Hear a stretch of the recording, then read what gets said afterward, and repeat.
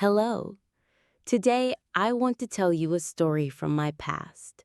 It's a story about my childhood, about my old house, and about a friend. A friend that, for many years, I believed was only in my mind. It all started when I was 6 years old. My family moved into a very old house at the end of a quiet street. The house was big, with many rooms to explore. It had creaky wooden floors and tall windows that let the afternoon sun pour in.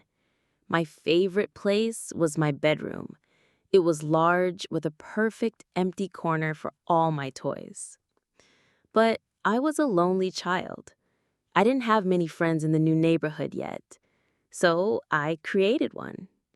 His name was Leo.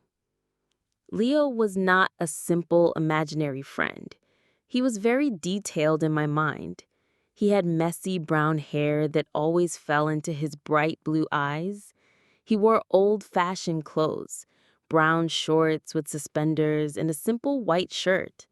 He was always smiling, and he was the best playmate a child could ask for. We did everything together. We would play hide and seek in the big garden. He was very good at hiding. Sometimes it would take me almost an hour to find him. We would sit in my room and draw pictures for hours. He loved to draw pictures of animals, especially birds. He said he wanted to fly like them one day. My parents thought it was cute at first. "She has such a great imagination," my mother would say to her friends on the phone. They would play along. "Is Leo hungry? Should I set a plate for him at the dinner table?" my father would ask with a smile. I would always say, "No, thank you. Leo says he already ate." But after a few months, things started to get strange. Leo knew things that a 6-year-old girl, and especially an imaginary friend, could not possibly know. I remember one afternoon, my mother was looking for her special box of cookies. She kept it on a high shelf in the kitchen for special occasions. She couldn't find it. She looked everywhere. I was sitting at the kitchen table drawing with Leo. "Leo knows where it is," I said to my mother. She smiled. "Oh, really? And where is it?" she asked, playing the game.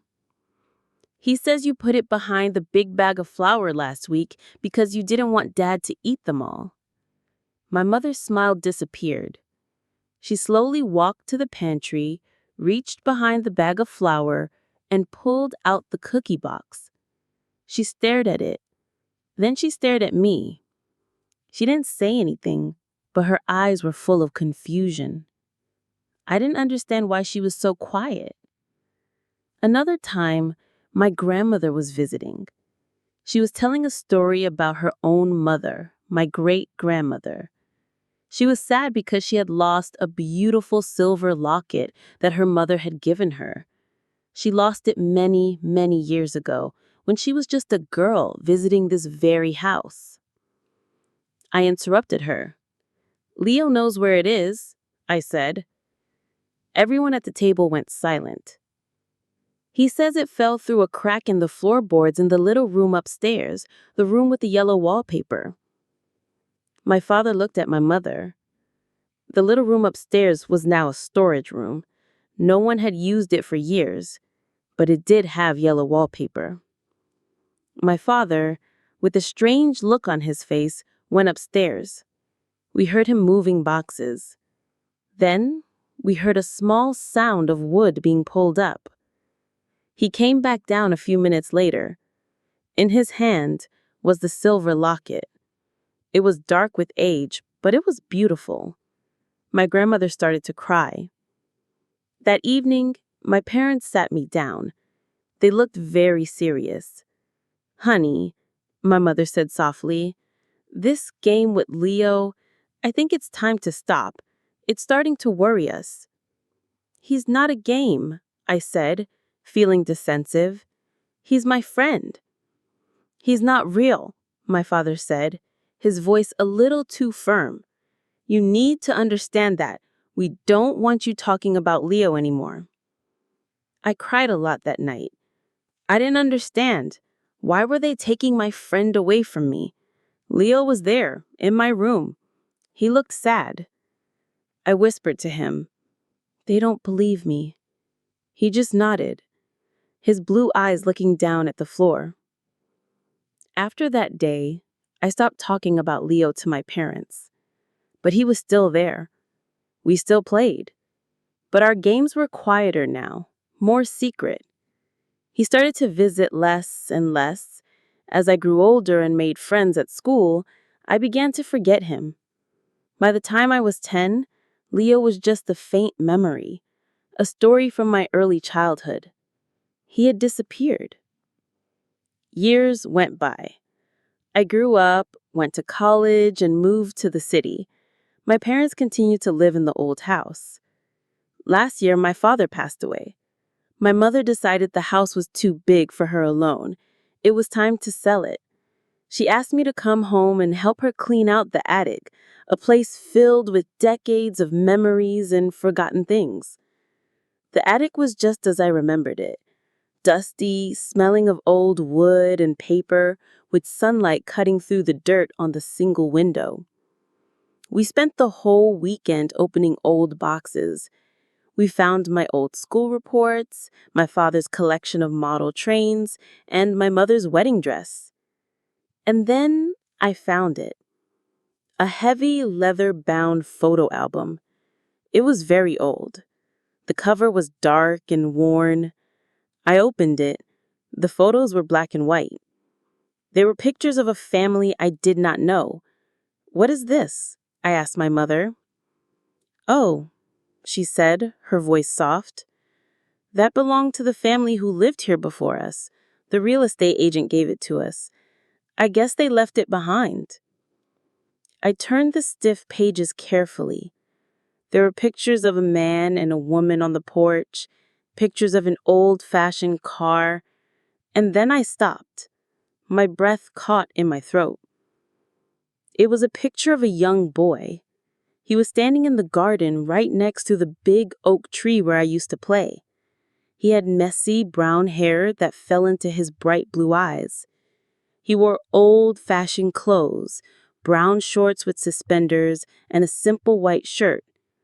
He was always smiling. And he was Leo. My hands were shaking. "Mom," I whispered, "who is this?"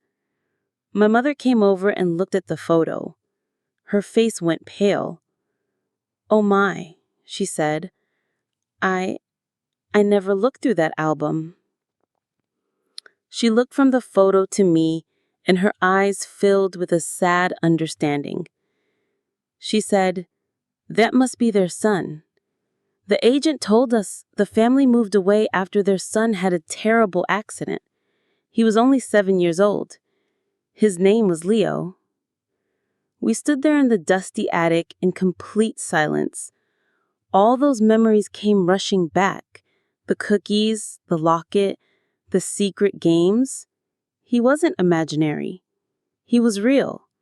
He had been a real boy who lived and died in this house. Suddenly, I remembered something else. Something Leo used to tell me during our secret games. He would say, "I have a special secret place under the floor in my room. It's where I keep my treasures." He was talking about my bedroom. I left my mother in the attic and walked slowly to my old room. It was empty now, the furniture gone. I walked to the corner where I used to play with my toys. I knelt down and ran my hands over the old wooden floorboards, and I found it. One of the boards was slightly loose. Using my fingers, I carefully pulled it up. Underneath, in the dark, dusty space, was a small wooden box. I lifted it out. It was light. My heart was beating so fast. On the top of the box, carved into the wood with a child's unsteady hand, was one word: Leo. I opened it. Inside, there were a few simple things: a smooth stone from the river, a blue bird's feather, and a small hand-carved wooden car. It was a child's treasure box. I sat there, on the floor of my empty childhood room, holding the little wooden car. I wasn't scared. I just felt a deep, profound sadness. He wasn't a ghost to be feared. He was just a lonely little boy looking for a friend to play with. And for a short time, that friend was me. I never told anyone else about this. It's my secret, a final secret between me and my friend. It taught me that the world is more mysterious than we think, and that some childhood friends, they never really leave us.